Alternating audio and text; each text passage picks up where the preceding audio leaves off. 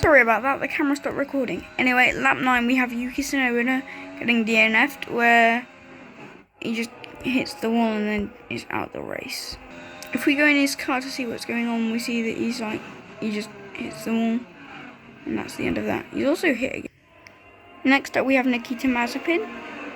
He drives along and then just hits with my driver car and then just drifts across the road. We also get to see my driver car nearly end another couple of cars. Next up is a DNF 4 laps after the last one, which also is pretty good, is like Max Verstappen's, and having qualified in 17th so Max Verstappen is already having a very bad day, as he's qualified 17th in his home Dutch race. But then he also DNFs in it. So I'll just wait for that to happen and show you it. So he's driving along and then he just bashes up. I'll show you it in a different angle now. Inside his cockpit we can see he's driving along nicely, and then suddenly he's knocked into, nearly hits the wall, and then he's shoved, which causes his engine to malfunction. A couple of seconds after Max Verstappen DNFs, we are watching George Russell here, and we're driving along with him. And then where he was, well, Russell just hits Latifi's back, which is where Max was. 3 laps later, we now have Antonio Giovinazzi's DNF. We drive along with him just after a safety car's ended, and Krablaui. And seconds later, we also have Leclerc. I've gone back a bit before Antonio goes out to show us, but we see Antonio's jet out and then he's out. If we watch from his side cockpit, we see Antonio go out in the distance and then his tyre is removed. 3 laps after that double DNF session, we will also have Latifi's DNF. So Nicholas Latifi is driving along the front straight, and now I'll pause the video and then I'll oh, never mind. I was guessing I had caused it, but nope, he just has an engine malfunction. Next up we will have Guan Yu Zhou's DNF, which also happens around the same time as Daniel Ricciardo's, although Daniel Ricciardo isn't instantly out. He's the one with the wing. I'm the one with no wing, by the way, for my teammate and me. So as we drive along, we're having a very jolly drive, and then he's overtaken by both of us after trying to overtake us both again. But then he's able to overtake, but then you're probably wondering what's happened there. And what happens is that I come across him, which causes us all to smoke up dirt, and he jump over my teammate, which causes my teammate to take much of damage and he gets whacked. As for what my teammate sees, it's this.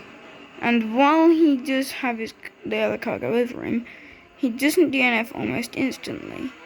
He's able to keep on going, but then hits these cars after Alonso gets DNF'd out of the session, which causes his car to get really badly damaged and causes him to hold up the entirety of the F1 grid, apart from Perez here. While Daniel Ricciardo was DNF'd, he also caused a safety car to start, which also meant that nobody could actually really overtake the DNF'd Fernando Alonso, which meant that he just caused a massive hold-up, which happened while he was still there. It just kept coming on until eventually I, who started in 15th, was able to get myself through and we did first, while everyone else started trying to overtake. However, it still didn't work until Ocon and a couple of others managed to get past, meaning Fernando Alonso had moved down the grid order. And eventually, Daniel Ricciardo finally was DNF'd. After nearly another lap, he was DNF'd, after his engine finally imploded. Though I did also I just kept trying to knock out Norris here, as well. If he managed to win, he would overtake Daniel. But then eventually Daniel was DNF'd.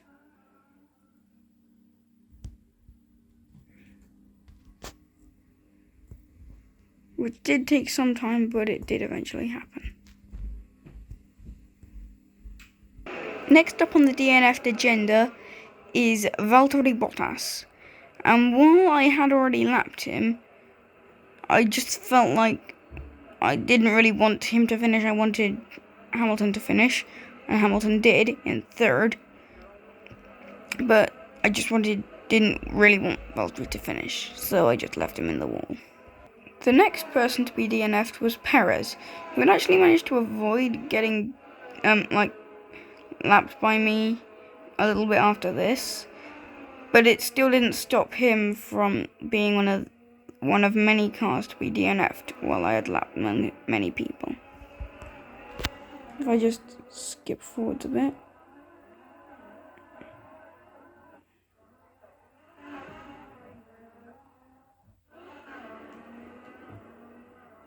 We see he gets DNF'd here, which happens just as he's trying to unlap himself.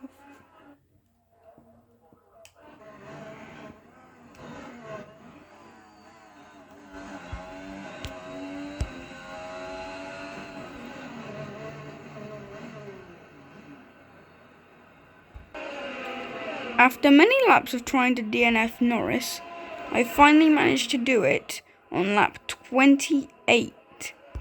And there I removed his wing, which would make the job easier, but the real thing happened later on in the lap. It happened earlier than I remembered. It happened right here.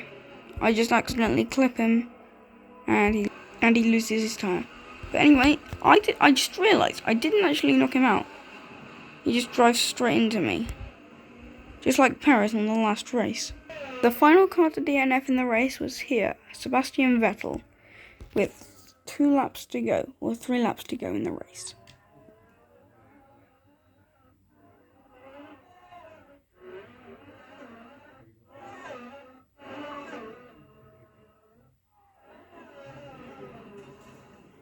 First of all, he comes off the track here.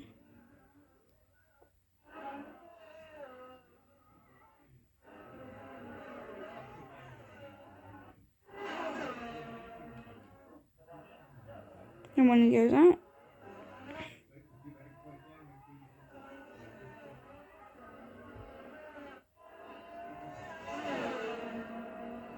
it's in here as he whacks the wall and is at the race. Only 4 cars actually managed to finish the race, and those cars were me, James Tattersall, Mick Schumacher, Lewis Hamilton, and the final car was Carlos Sainz, who was a lap down, so he didn't actually have any chance of getting on the podium. But still, it was my first win in a while, and for my final lap I did have to do a lot of defending against Mick Schumacher.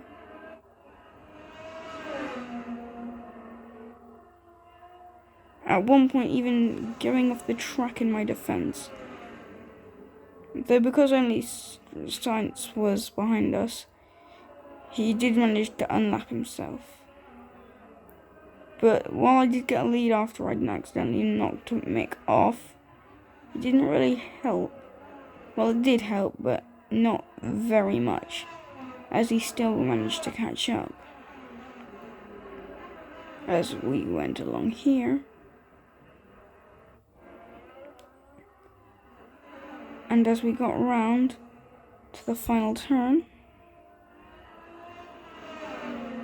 you can see that he tries to overtake, and so we hit the wall in my defense. And that managed to help me increase my lead in the Drivers' Championship and help my team get into first in the Constructors.